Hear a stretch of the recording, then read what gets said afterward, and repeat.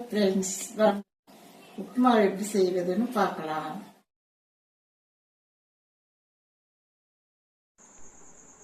அடுப்பில் பாண்டல் வச்சு எண்ணெய் கொஞ்சம் போட்டு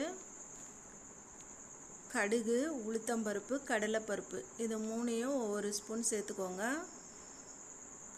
நல்லா கோல்டன் ப்ரௌன் வந்த பிறகு பச்சை மிளகா சேர்த்துக்கோங்க. கருவேப்பிலை கொஞ்சம் சேர்த்துக்கோங்க. இது ரெண்டையும் கொஞ்சம் நல்லா வணக்கி விடுங்க. பிறகு வெட்டி வச்ச வெங்காயத்தை சேர்த்துக்கோங்க. வெங்காயம் நல்லா கோல்டன் ப்ரௌனாக வரணும், அது வரைக்கும் நல்லா வதக்கி விடுங்க. வதக்கின பிறகு நம்ம வெட்டி வச்சுருக்க காய்கறிகளை சேர்த்துக்கணும்.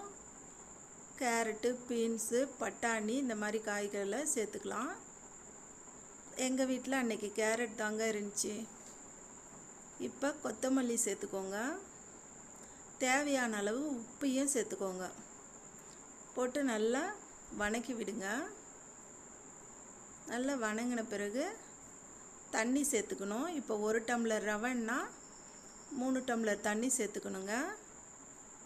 1 டம்ளருக்கு 2 டம்ளரும் சேர்த்துப்பாங்க ஒரு சிலர். எங்கள் வீட்டில் கொஞ்சம் குழஞ்சி உப்புமா சாப்பிடுவாங்க, அதனால் நாங்கள் 3 டம்ளராக சேர்த்துக்கிறோம். உங்களுக்கு எப்படி தேவையோ அந்த மாதிரி சேர்த்துக்கோங்க. அது கலந்து விட்டுட்டே இருக்கணும், நல்லா கலந்து விட்டுட்டே இருக்கணும். ரவையை போடும்போது நல்லா கலந்து விட்டுட்டே இருக்கணும், இல்லாட்டி கட்டி பிடிச்சிரும்.